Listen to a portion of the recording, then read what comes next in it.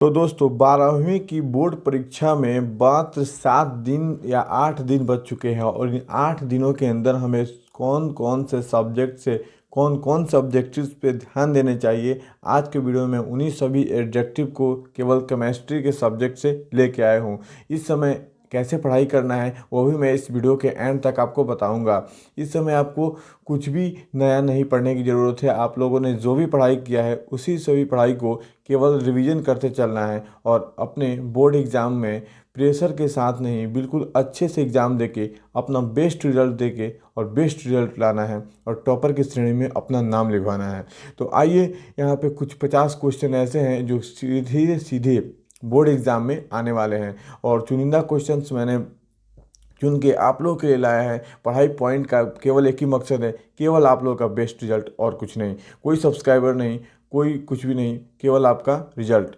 पढ़ाई पॉइंट का केवल यही मकसद है, आप लोग का रिजल्ट। तो चलिए फटाफट से टाइम को बिना गंवाए पहला क्वेश्चन हम लोग स्टार्ट करते हैं।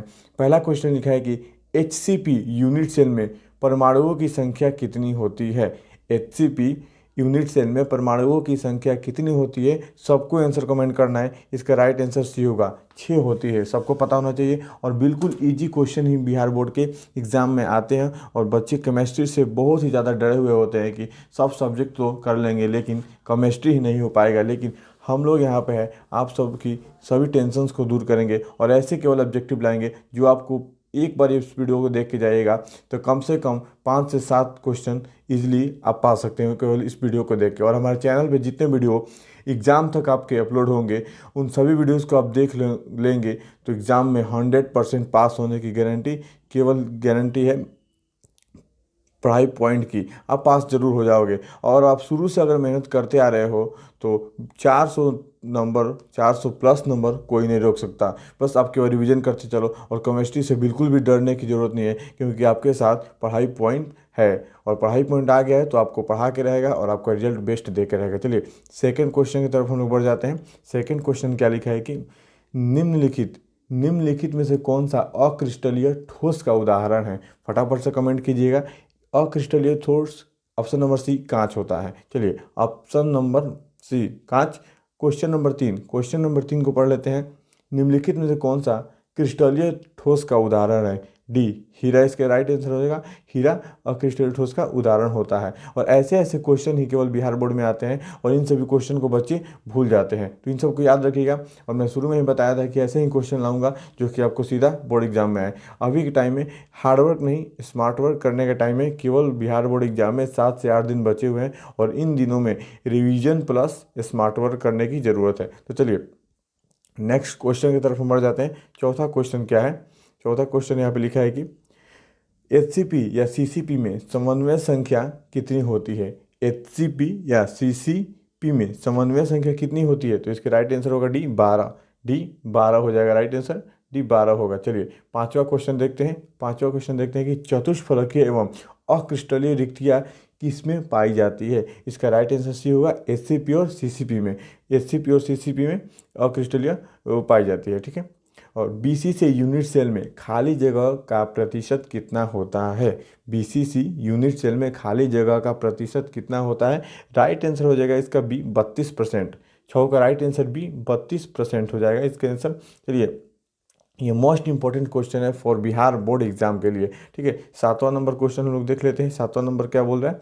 घनाकार यानी क्यूबिक क्रिस्टलीय में ब्रेविस जालक की संख्या कितनी होती है। ब्रेविस जालक की संख्या कितनी होती है। इसका राइट आंसर सी होगा 3। इसका राइट आंसर सी 3 होगा। आप लोग भी अगर आंसर याद है तो कमेंट कीजिएगा और रिवीजन करते चलिएगा। अगर जो क्वेश्चन नहीं याद है उसको फटाफट से अपने कॉपी में नोट डाउन कीजिएगा और याद करके एग्जाम में जाइएगा और एग्जाम को एकदम बेस्ट दे के आइएगा। 100% आपका रिजल्ट आएगा, पढ़ाई पॉइंट की ये गारंटी है। Na2O में सोडियम Na+ की समन्वय संख्या कितनी होती है। 8वां क्वेश्चन है। Na2O में यानी सोडियम में Na+ की संख्या कितनी होती है। वो साफ साफ आपको स्क्रीन पे दिख रहा है। आंसर हो जाएगा 4। राइट आंसर बी हो जाएगा। राइट आंसर बी होगा। चलिए नेक्स्ट अगला क्वेश्चन देखते हैं। 9 नंबर। अक्रिस्टलीय रिक्तियाँ कितने गोलों से बनी होती है? अक्रिस्टलीय रिक्तियाँ कितने गोलों से बनती है? राइट आंसर सी हो जाएगा, 6 गोलों से बनी होती है अक्रिस्टलीय रिक्तियाँ। चलिए 10वां क्वेश्चन देख लेते हैं फटाफट से। 10 क्वेश्चन, मोस्ट सभी क्वेश्चन एकदम इंपॉर्टेंट क्वेश्चन है, किसी क्वेश्चन को आपको भूलना नहीं है, वरना एग्जाम में आपका 1 नंबर भी छूट सकता है। चलिए फटाफट से 10वां नंबर को रीड करते हैं। चतुष्फलकीय रिक्तियाँ कितने गोलों से बनी होती है? चतुष्फलकीय रिक्तियाँ मात्र 4 गोलों, ऑप्शन नंबर ए, 4 गोलों से बनी होती है। चलिए 11 नंबर क्वेश्चन देख लेते हैं। 11 नंबर क्वेश्चन देखते हैं क्या है।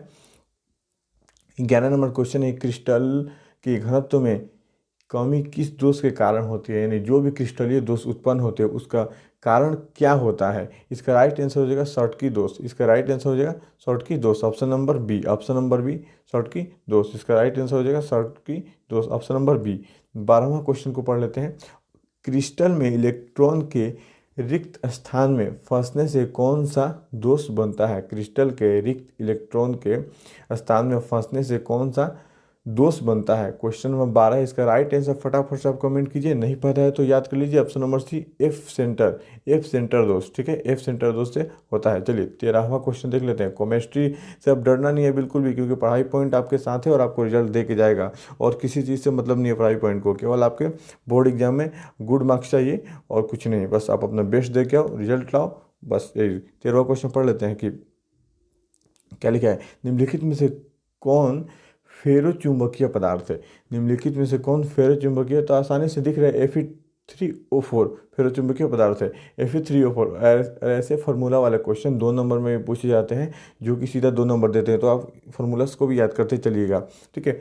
आयनिक क्रिस्टल की समन्वय विशेषता क्या है? आयनिक क्रिस्टल की समन्वय विशेषता क्या है? 14 का राइट आंसर हो जाएगा बी, पिघली अवस्था में चालक होते हैं। पिघली अवस्था में चालक होते हैं, option number B right answer होगा। चलिए नेक्स्ट क्वेश्चन, 15वां क्वेश्चन, मोस्ट इंपॉर्टेंट क्वेश्चन है, सभी क्वेश्चन इंपॉर्टेंट है। निम्नलिखित में से कौन सहसंयोजक यानी नेटवर्क क्रिस्टलीय है? देखिए यहाँ पे सहसंयोजक और नेटवर्क 2 नाम दिए हुए हैं, तो दोनों नामों को आपको याद करके रखना है, ठीक है। 2 नामों को आपको याद करके रखना है, क्योंकि दोनों नाम एग्जाम में पूछे जा सकते हैं। अगर पूछ दिया कि सहसंयोजक ठोस का उदाहरण या परिभाषा लिखिए, या नेटवर्क ठोस का परिभाषा लिखिए, तो अगर आप केवल नेटवर्क ठोस के बारे में पढ़े हैं तो सहसंयोजक भी याद रखिए। अगर आप केवल सहसंयोजक के बारे में पढ़े हैं तो दोनों का नाम याद रखना जरूरी है, वरना आप क्वेश्चन छोड़ के चले जाएगा। चलिए 15 का राइट आंसर होगा डी, SiO2, ठीक है। 15 का डी SiO2। 16वां क्वेश्चन पढ़ लिए। आणविक क्रिस्टल को जोड़े रखने वाली शक्ति कौन सी है?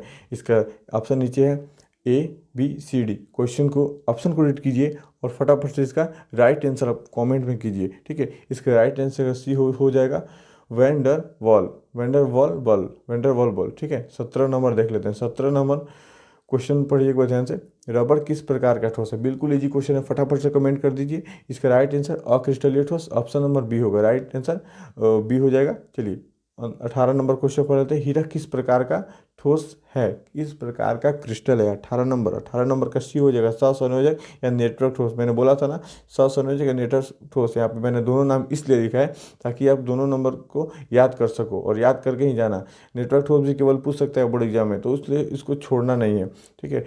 चलिए NaCl किस प्रकार का क्रिस्टल है? इसका ऑप्शन नीचे है, नीचे आप इसका ऑप्शन देख सकते हो, ABCD लिखा है। NaCl किस, क्वेश्चन देख लीजिए, NaCl किस प्रकार का क्रिस्टल है? फटाफट से इसका आंसर क्लिक कीजिए, बिल्कुल वायरल ये क्वेश्चन है और यही बोर्ड एग्जाम में आ सकता है। इसका राइट आंसर हो जाएगा बी, आयनिक क्रिस्टल। आयनिक क्रिस्टल सबको पता होना चाहिए, NaCl किस प्रकार का क्रिस्टल है। चलिए 20 नंबर क्वेश्चन को ध्यान से पढ़िएगा। ZNS किस प्रकार का ठोस है? ZNS किस प्रकार का, तो राइट आंसर ए होगा, आयनिक ठोस। राइट आंसर इसका ए होगा, आयनिक ठोस है, ठीक है। चलिए 21 नंबर क्वेश्चन मोस्ट इंपॉर्टेंट है। क्वार्ट्ज ग्लास किस प्रकार का पदार्थ है?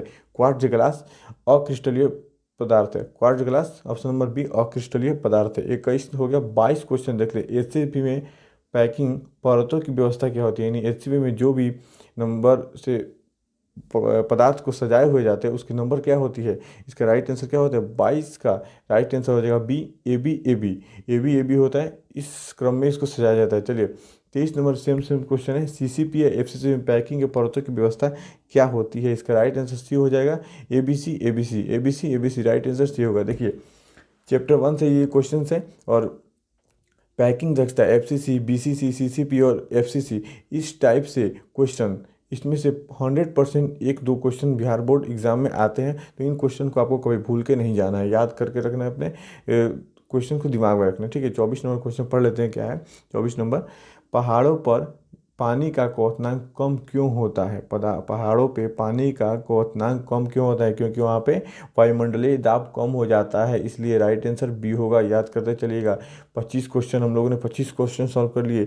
HCl प्लस H2O का स्थिर क्वथनांक मिश्रण क्या कहलाता है? यानी जब दोनों को मिश्रण करके स्थिर करेंगे उसका क्वथनांक क्या कहलाता है? 25 नंबर का राइट आंसर हो जाएगा बी नंबर राइट आंसर हो गया। चलिए 25 हो गया। 26 नंबर क्वेश्चन को फटाफट से देख लेते हैं। 25 क्वेश्चन हम लोगों ने करा दिया, मोस्ट इंपॉर्टेंट क्वेश्चन है, किसी भी क्वेश्चन को आपको बिल्कुल भी नहीं भूलना है, ठीक है। चलिए 26 नंबर पढ़ लीजिएगा। एजियोट्रॉपिक मिश्रण कितने प्रकार के होते हैं? राइट आंसर बी हो जाएगा, 2 प्रकार के होते हैं एजियोट्रॉपिक। 27 नंबर क्वेश्चन पढ़ लिए। अणु संख्या गुणधर्म किस पर निर्भर करता है? अणु संख्या गुणधर्म किस पर निर्भर करता है? तो विलय कणों की संख्या पर, विलय कणों की संख्या पर निर्भर करता है। राइट आंसर इसका सी हो जाएगा। 27 का सी। 28 देख लें, निम्न में से कौन अणु संख्या गुणधर्म है? कौन अणु संख्या गुणधर्म है? इसका राइट आंसर देखिए, 2 ऑप्शन ऊपर है, 2 ऑप्शन नीचे, तो राइट आंसर हो जाएगा परासरणी दाब। परासरणी दाब राइट आंसर होगा सी नंबर, ठीक है। चलिए लास्ट ये 29 नंबर क्वेश्चन देखने, अभी 50 क्वेश्चन बाकी है, इसमें 29 क्वेश्चन हम लोग ने कर लिया। निम्नलिखित में से कौन सा गुणधर्म है? निम्नलिखित में से कौन सा गुणधर्म है? तो 29 का राइट आंसर हो जाएगा ए, क्वथनांक में वृद्धि। राइट आंसर ये होगा, क्वथनांक में वृद्धि। मोस्ट इंपॉर्टेंट क्वेश्चन है, याद करते चलिएगा, ठीक है। अब देखिए परासरणी दाब का समीकरण है, 30 नंबर क्वेश्चन है। परासरणी दाब का समीकरण है पाई भी equal to N R T. मैं बोला हूँ ना, फॉर्मूला को भी आप फॉर्मूला को भी देखते चलेगा, क्योंकि फॉर्मूला केवल लिख देने से बोर्ड एग्जाम में लघु उत्तरीय में 2 नंबर मिल जाते हैं, ऐसे भी क्वेश्चन आ सकते हैं। तो फॉर्मूला को बिल्कुल नहीं भूलना है, याद करते चलना है। देखिए एक और फॉर्मूला वाला क्वेश्चन जबरदस्त मोस्ट इंपॉर्टेंट है। 31 नंबर क्वेश्चन है, परासरणी दाब का दूसरा रूप क्या होता है? तो परासरणी दाब का दूसरा रूप होता है पाई equal to C R T. पाई equal to C R T होता है दूसरा रूप। चलिए 32 नंबर क्वेश्चन देख लीजिए, बहुत ही जबरदस्त क्वेश्चन है। अणु संख्या गुणधर्म कितने प्रकार के होते हैं? अणु संख्या गुणधर्म कितने होते हैं या कितने प्रकार के होते हैं? राइट आंसर इसका हो जाएगा सी। राइट आंसर ये 4 प्रकार के होते हैं, ठीक है। आप सबको ये क्वेश्चन पता होना चाहिए, क्योंकि बोर्ड एग्जाम में मात्र 7 दिन बचे और इसमें केवल हम लोग को स्मार्ट वर्क करना है। स्मार्ट वर्क प्लस पढ़ाई पॉइंट के साथ रिवीजन, पढ़ाई पॉइंट के साथ रिवीजन और स्मार्ट वर्क, ठीक है। 33 नंबर क्वेश्चन पढ़ते हैं, क्रिस्टलीय ठोस में कौन सी व्यवस्था होती है? तो बिल्कुल इजी है, बी नंबर दीर्घ दूरी क्रम होता है, ठीक है। 34 नंबर क्वेश्चन को देखते हैं, अक्रिस्टलीय ठोस में कौन सी व्यवस्था होती है? अक्रिस्टलीय ठोस में अल्प दूरी व्यवस्था होती है। बिल्कुल दोनों राइट आंसर है और दोनों क्वेश्चन मोस्ट इंपॉर्टेंट है। 35 नंबर क्वेश्चन को देख लेते हैं फटाफट से। इन प्रकार अर्धचालक बनने के लिए किस प्रकार की अशुद्धि मिलाते हैं? यानी इन प्रकार के अर्धचालक जब बनाया जाता है तो उसमें किस प्रकार की अशुद्धि को मिलाया जाता है? तो उसमें पंच संयोजी, ऑप्शन नंबर बी, पंच संयोजी अशुद्धि को मिलाया जाता है। चलिए 36 नंबर देख लेते हैं क्वेश्चन। 36 नंबर फटाफट से क्वेश्चन देख लेते हैं कि इन प्रकार अर्धचालक का मुख्य आवेशवाहक कौन सा होता है? इन प्रकार अर्धचालक में मुख्य आवेशवाहक कौन सा होता है? तो बिल्कुल सही आंसर इलेक्ट्रॉन होगा, बी, इलेक्ट्रॉन होगा बी, ठीक है। 37 नंबर क्वेश्चन देखते हैं, पी प्रकार अर्धचालक में मुख्य आवेशवाहक कौन होता है? पी प्रकार अर्धचालक में मुख्य आवेशवाहक कौन होता है? तो होल होता है, ऑप्शन नंबर ए, होल, ठीक है। Option number A, hole, option number A, hole. चलिए ऑप्शन नंबर है ए, होल। 38वां क्वेश्चन देख लेते हैं, पी प्रकार अर्धचालक बनने के लिए किस प्रकार की अशुद्धि मिलाते हैं? पी प्रकार अर्धचालक बनने के लिए किस प्रकार की अशुद्धि मिलाते हैं? तो त्रिसंयोजी, पी प्रकार में त्रिसंयोजी, ठीक है, याद चलेगा। P3 ऐसे याद कर लीजिएगा, बहुत जल्दी याद हो जाएगा आपको। डोपिंग का अर्थ होता है, बिल्कुल इजी क्वेश्चन है और बिल्कुल मोस्ट इंपॉर्टेंट क्वेश्चन है।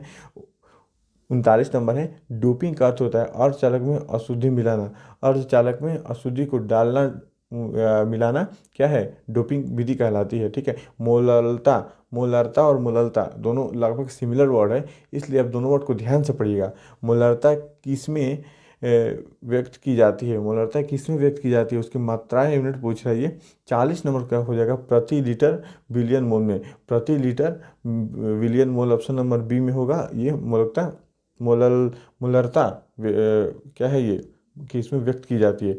तो इसका राइट आंसर होगा बी, प्रति लीटर विलियन मोल में, ठीक है, याद करते चलेगा। मोस्ट इंपॉर्टेंट सब क्वेश्चन आपको बताया जा रहा है। धात्विक क्रिस्टल की प्रमुख विशेषता क्या है? धात्विक जो भी क्रिस्टल है उसकी प्रमुख विशेषता क्या है? तो विद्युत के अच्छे चालक होते हैं। कोई भी धातु हो उसका पहला गुण क्या होगा कि वो करंट को प्रवाह करेंगे, यानी विद्युत का चालक होंगे। चलिए 41 नंबर हो गया। 42 नंबर क्वेश्चन पढ़ लेते हैं कि हीरा और ग्रेफाइट किस प्रकार के क्रिस्टल है? हीरा और ग्रेफाइट सहसंयोजक नेटवर्क ठोस के क्रिस्टल है, ठीक है। 43 नंबर देखते हैं। NaCl में बंधन किस प्रकार का होता है? NaCl में बंधन किस प्रकार का होता है? आयनिक बंधन होता है। बी नंबर राइट आंसर होगा। याद करते चलेगा, इंपॉर्टेंट क्वेश्चन है और आसान भी क्वेश्चन है, और ऐसे ही क्वेश्चन एग्जाम में पूछे जाते हैं और बच्चे डर जाते हैं केमिस्ट्री से पहले ही। तो डरना बिल्कुल भी नहीं, एग्जाम में बिल्कुल भी आपको प्रेशर से एग्जाम नहीं देना है, वरना आपका एग्जाम खराब हो सकता है। और पढ़ाई पॉइंट आपके बिल्कुल एग्जाम तक साथ रहेगा, एग्जाम के बाद भी साथ रहेगा। तो आप लोग केवल चैनल पे बने रहिएगा और कुछ नहीं, आपका रिजल्ट हम दिलाएंगे, गारंटी हमारी है। चलिए 44 नंबर क्वेश्चन पढ़ लेते हैं। जेड में जेड का आवेश क्या होता है? जेड में जेड का आवेश क्या होता है? जेड में जेड का आवेश क्या होता है? फटाफट से कमेंट कीजिए। आंसर यहाँ, ऑप्शन यहाँ पे है। Right answer +2 B answer, B होगा +2। Right answer B, +2 B, +2 B. चलिए नेक्स्ट देख लेते हैं 45 नंबर जेड में इसका आवेश क्या होता है? जेड में इसका आवेश क्या होता है? Right answer -2 B answer B, ठीक है। 46 नंबर BCC की पैकिंग दक्षता लगभग कितनी होती है? BCC की पैकिंग दक्षता लगभग कितनी होती है? Right answer 68%। 68% BCC की पैकिंग दक्षता है, यानी पैकिंग करने की जो विधि है, ठीक है। 47 नंबर क्वेश्चन देखते हैं। यदि BCC की पैकिंग दक्षता 68% है तो रिक्त स्थान कितना होगा? बिल्कुल ईजी है। आप लोग 100 में से 68 माइनस कर लीजिए, इसका राइट आंसर क्या होगा? फटाफट से आप लोग कमेंट कीजिएगा। इसका आंसर मैं अब नहीं बताऊंगा, ठीक है। आपको केवल 68 माइनस करना है 100 में से। इसका जो राइट आंसर होगा आप लोग कमेंट कीजिएगा। आप लोग के लिए मैं ये 47 नंबर क्वेश्चन छोड़ रहा हूँ, ठीक है। कमेंट बॉक्स में कमेंट आना चाहिए आप सभी का। जो भी बच्चे 400 प्लस मार्क्स लाने वाले हैं और लाएंगे और उनको बिलीव है कि वो ला सकते हैं, वो जरूर कमेंट करेंगे। कमेंट किए बिना जाएंगे नहीं, ठीक है। फटाफट से 48 पढ़ते हैं। अक्रिस्टलीय ठोस का सही उदाहरण क्या है? अक्रिस्टलीय ठोस का सही उदाहरण कांच है, बिल्कुल राइट आंसर है और इजी क्वेश्चन है। 49 नंबर देख लेते हैं। समन्वय संख्या का सही अर्थ होता है, समन्वय संख्या का सही अर्थ होता है निकटतम पड़ोसी की संख्या।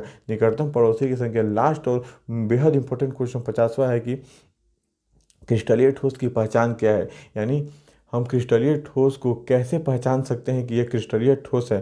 फटाफट से बताइए, क्रिस्टलीय ठोस की पहचान क्या है? तो ये दीर्घ दूरी वाले होते हैं, ये दीर्घ दूरी वाले होते हैं। क्या होते हैं? ये दीर्घ दूरी वाले होते हैं। ऑप्शन नंबर ए, 50 का ऑप्शन नंबर ए होगा। याद कीजिएगा, इंपॉर्टेंट सब क्वेश्चन बताया जा रहा है आपको।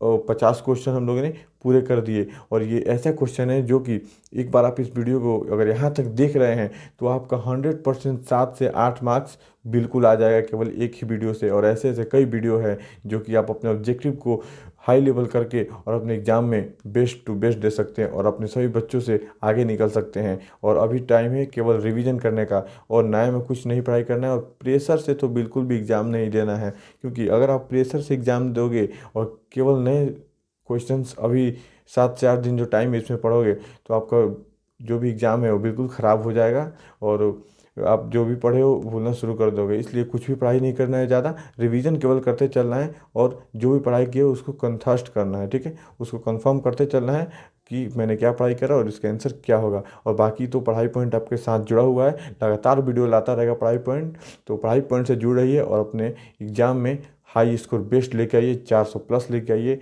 हम सबकी यही शुभकामना है कि आप अपना एग्जाम में बेस्ट देके आइए। चलिए मिलते हैं किसी और ज़बरदस्त और स्मार्ट वर्क वीडियो के साथ, स्मार्ट ऑब्जेक्टिव के साथ, केवल अगले वीडियो में। तब तक के लिए जय हिंद।